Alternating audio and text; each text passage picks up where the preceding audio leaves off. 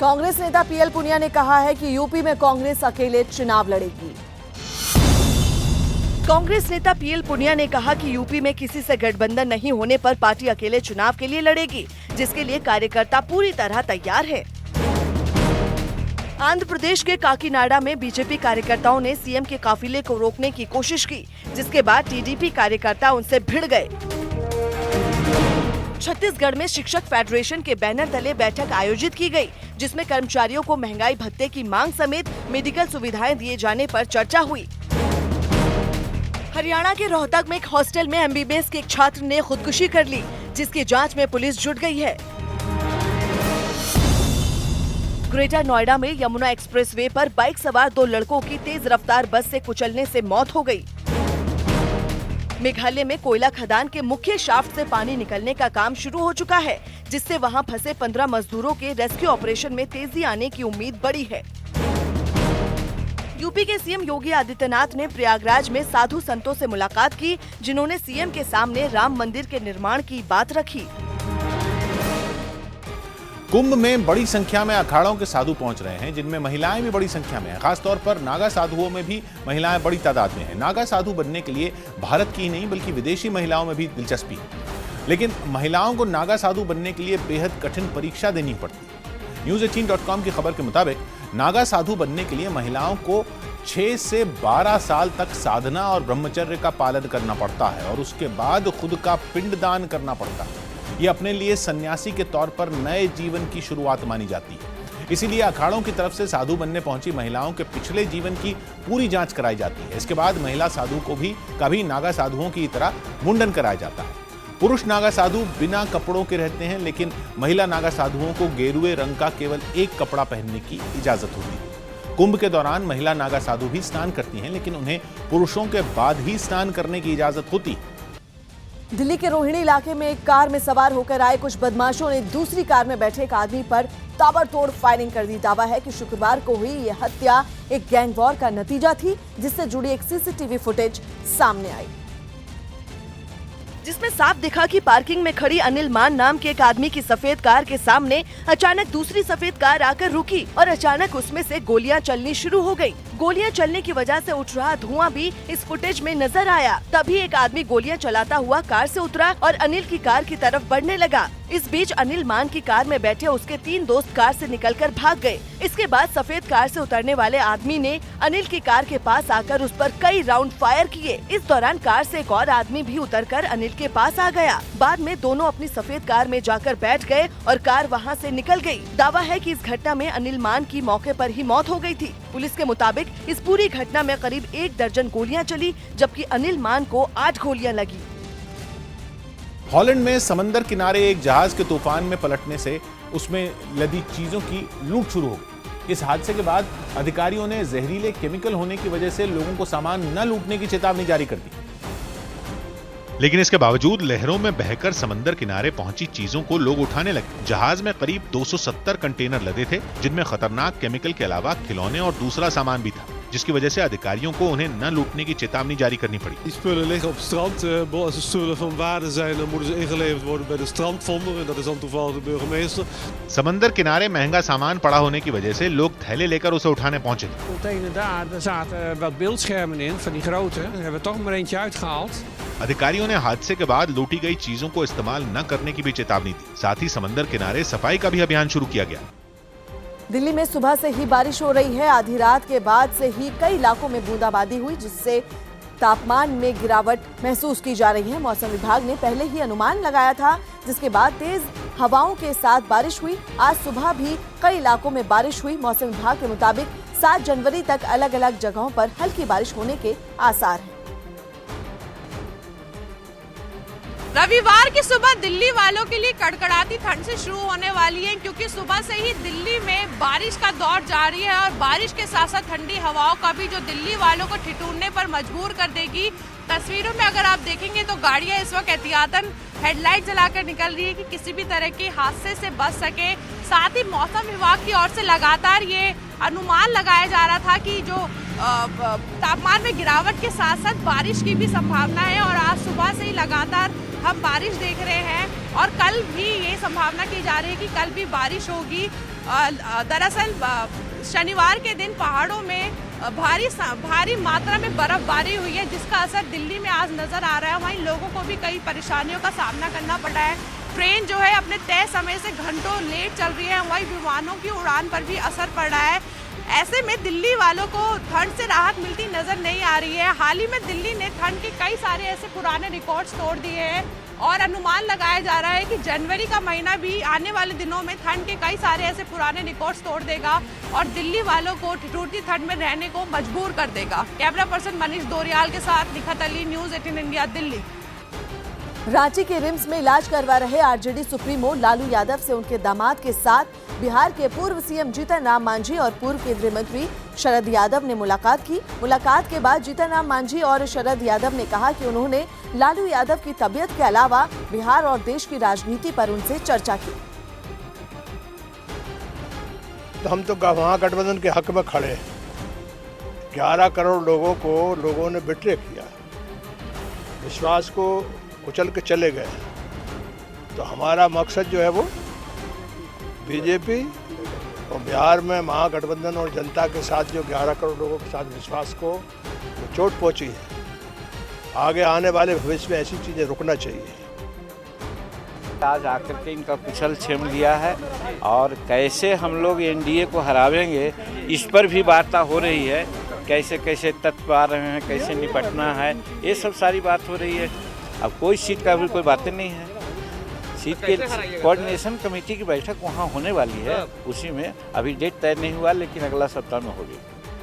गुजरात के नवसारी में एक भजन कार्यक्रम के दौरान लोगों ने भजन गायिका गीता रबारी पर डॉलर और नोटों की जमकर बरसात की। गौ भक्त साजन भरवाड़ ने गायों की एम्बुलेंस के लिए पैसा जुटाने के मकसद से ये कार्यक्रम रखा था, जिसमें पहुंचे कई लोगों ने गीता रबारी का भजन सुनकर उनके ऊपर जमकर नोटों की बारिश की। यहाँ तक कि कुछ लोग नोटों की बारिश करने के लिए मंच पर ही चढ़ गए।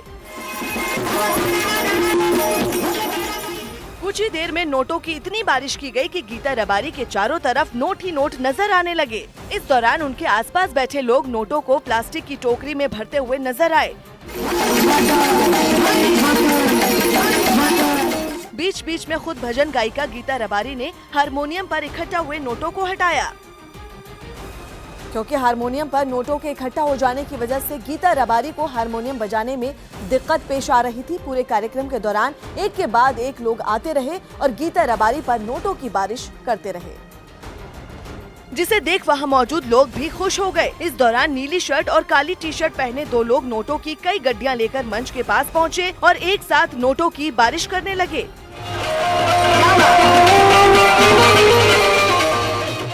इनको देखकर 4-5 लोग भी मंच के पास पहुंचे और नोटों को हवा में उड़ाने लगे। इनमें से कोई भारतीय रुपयों की बारिश करता तो कोई विदेशी करेंसी की बारिश गीता रबारी पर कर रहा था। आज का जो प्रोग्राम है नवसारी में, वो गायों के लाभार्थ में है। जो भी पैसे उड़े हैं, जो भी यहाँ जो पैसे एकत्रित हुए, वो गाय के चारे में वो सब काम आएंगे। आज के प्रोग्राम में ये पहली बार तो नहीं है कि ये डॉलर और ये जो पैसे उड़े, कई प्रोग्राम में ऐसे उड़ते हैं और आज के प्रोग्राम में भी डॉलर और बहुत सारे पैसे उड़े हैं। नोटों की इस बारिश के बीच मंच पर मौजूद कुछ लोग भजन सुनकर झूमने लगे। कार्यक्रम के दौरान गीता रबारी के अलावा दूसरे भजन गायक पर भी लोगों ने दिल खोलकर नोटों की बारिश की।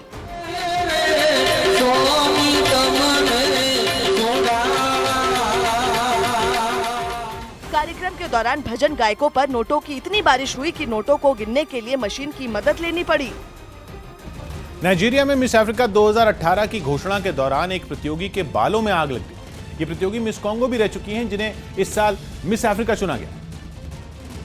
लेकिन उनकी जीत के ऐलान के दौरान अचानक पटाखों की वजह से उनके बालों में आग लग गई। इससे पहले वो स्टेज पर जीतने वाली प्रतियोगी के नाम के ऐलान का इंतजार कर रही थी। जैसे ही मिस अफ्रीका के खिताब के लिए उनके नाम की घोषणा हुई, वो रोने लगी और स्टेज के पास पटाखे छूटने लगे। लेकिन इसी दौरान पटाखों की चिंगारी उनके बालों में गिरने की वजह से आग लग गई। स्टेज पर हादसा होते ही कुछ लोग जीतने वाली प्रतियोगी की ओर भागे। उन्होंने फौरन उनके बालों में लगी आग बुझाई। बाद में उन्हें मिस अफ्रीका का ताज पहनाया गया। मिस अफ्रीका का खिताब जीतने वाली प्रतियोगी ने एक वीडियो साझा कर अपनी सलामती की सूचना प्रशंसकों को दी।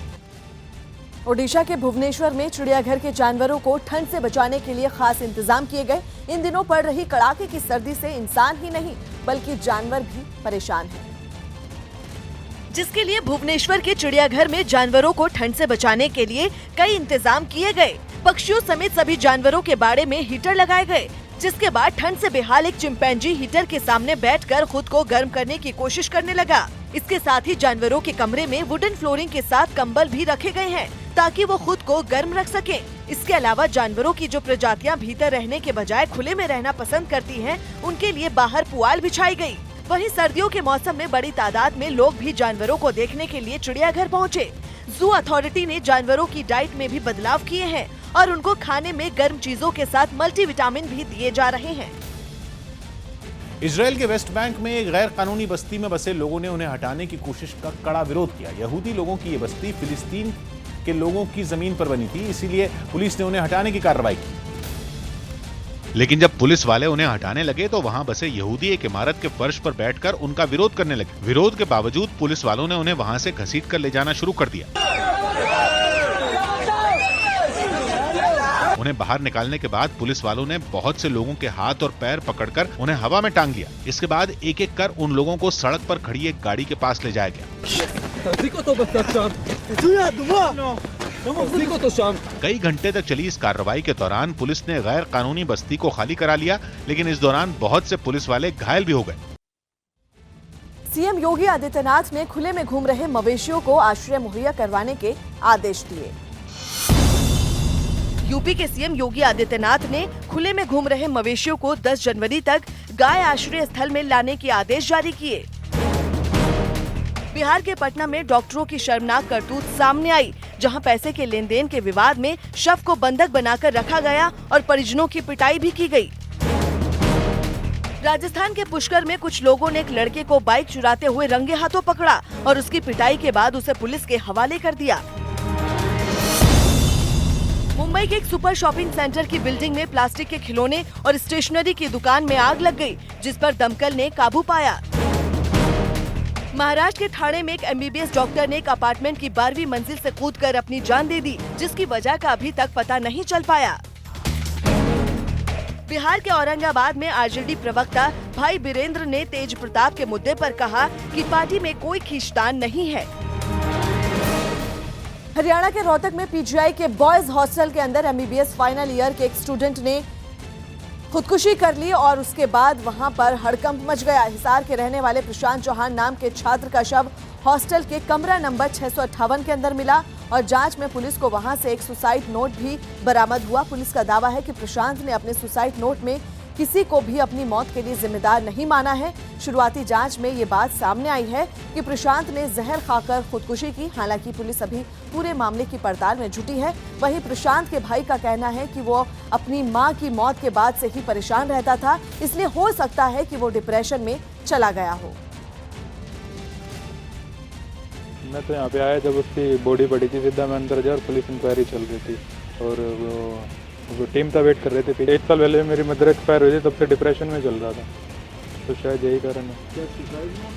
हाँ जी, सुसाइड नोट मिला है अंदर से कि कोई रिस्पॉन्सिबल नहीं है मेरे डेथ के लिए, मैं सुसाइड कर रहा हूँ। काफ़ी प्यूट्रीफाइड सी है, वो फूली हुई बॉडी है। इसका मतलब लगता है कि ये कुछ दिन ज़रूर हुए हैं इसको डेथ हो गई। किसी एक बच्चे ने बताया है, तब उसके बाद जब उसको स्मेल बदबू आई है तब उसने बताया है, उन्होंने बच्चों ने फिर ये खोला था, दरवाज़ा खोला। राजधानी की रफ्तार पर कबाड़ हो चुकी हजारों गाड़ियों ने ब्रेक लगा दी। फैसला किया गया है कि ऐसी गाड़ियों से अब हर्जाना वसूल किया जाएगा।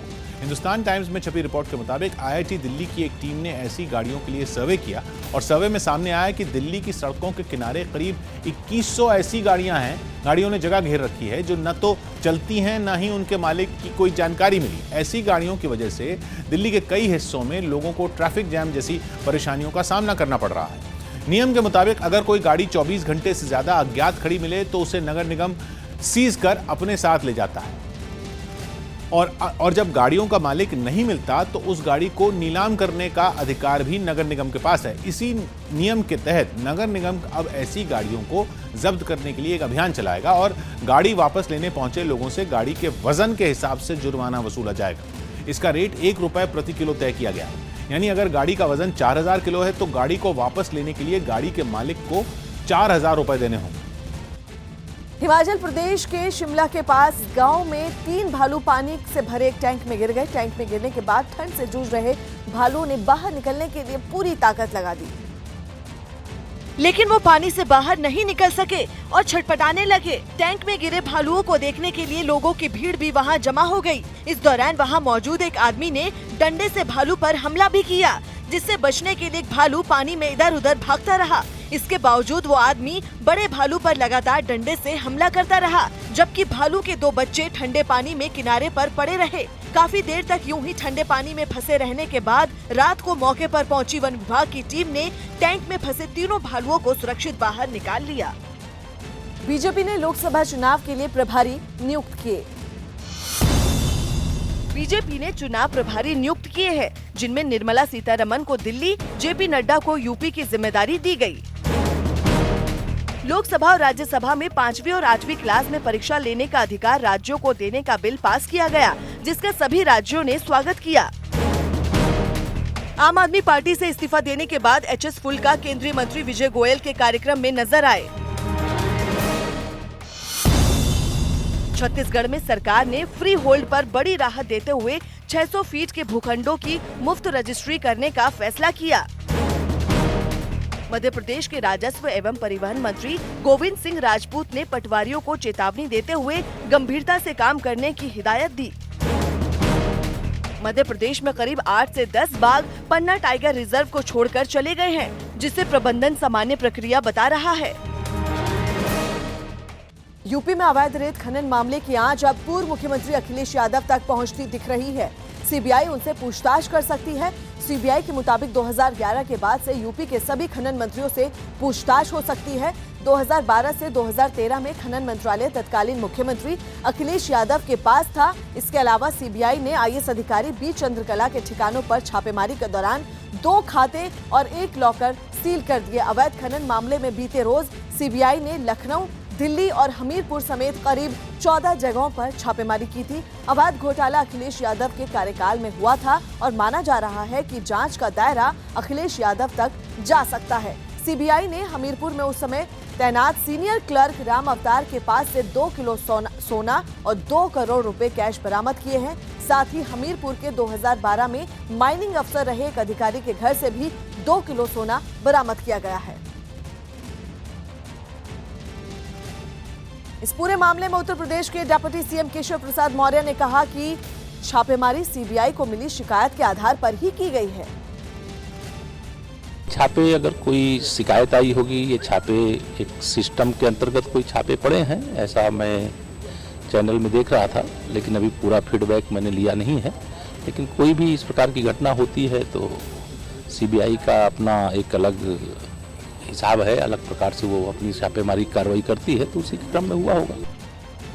लेकिन अखिलेश यादव इस पूरे मामले में कुछ भी कहने से बचते नजर आए और मीडिया कर्मियों के सवालों का जवाब दिए बिना चले गए। अभी कुछ भैया इंडिया न्यूज़ को बोलते भैया बहुत डांट पड़ी भैया। अभी कुछ नहीं बोला मैंने। ठीक है चलिए बधाई धन्यवाद है। भैया लेकिन एनसीपी ने आरोप लगाया कि अखिलेश यादव और मायावती के बीच हुए गठबंधन से बीजेपी बौखला गई है और इसलिए वो बदले की भावना से ये कार्रवाई कर रही है। सबसे बड़ा सवाल ये पैदा होता है कि 2012-13 की जो वारदात के बारे में जिक्र कर रही है सीबीआई, तो अब तक क्या कर रही थी सीबीआई? अब जब लोकसभा के चुनाव आने जा रहे हैं और अब जब मायावती और अखिलेश ने हाथ मिला लिया है और भारतीय जनता पार्टी का बिल्कुल उत्तर प्रदेश से सफाया होने जा रहा है, तब सीबीआई ने अपनी ये काम शुरू किया। वहीं कांग्रेस ने तो सीबीआई पर ही सवाल खड़े कर दिए और हालिया सीबीआई विवाद का हवाला देते हुए सरकार पर जांच एजेंसियों के दुरुपयोग की बात कही।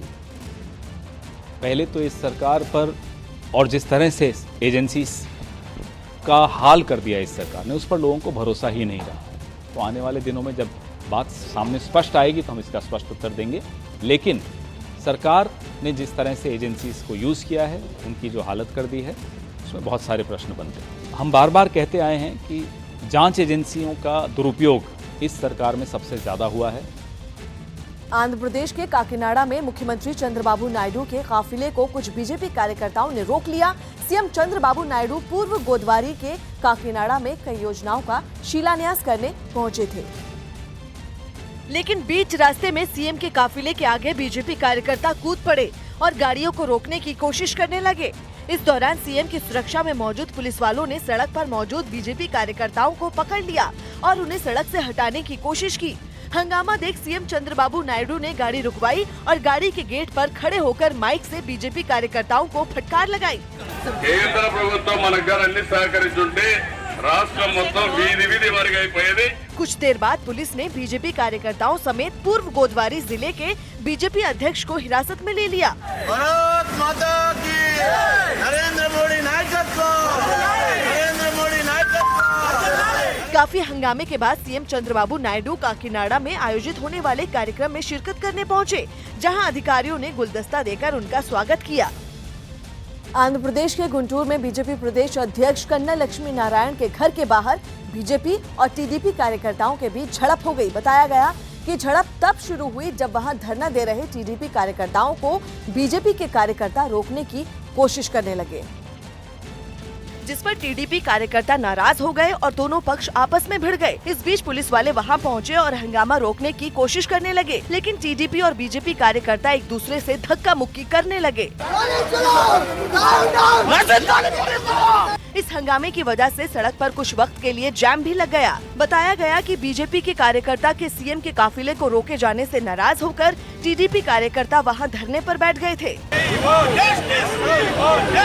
बता दें कि इससे पहले बीजेपी कार्यकर्ताओं ने काकीनाडा में सीएम चंद्रबाबू नायडू के काफिले को रोक दिया था, जिसके बाद सीएम चंद्रबाबू नायडू ने भी बीजेपी कार्यकर्ताओं को जमकर फटकार लगाई थी। इसी वजह से दोनों ही पार्टी के कार्यकर्ता नाराज थे, जिसका नतीजा हंगामे में तब्दील हो गया।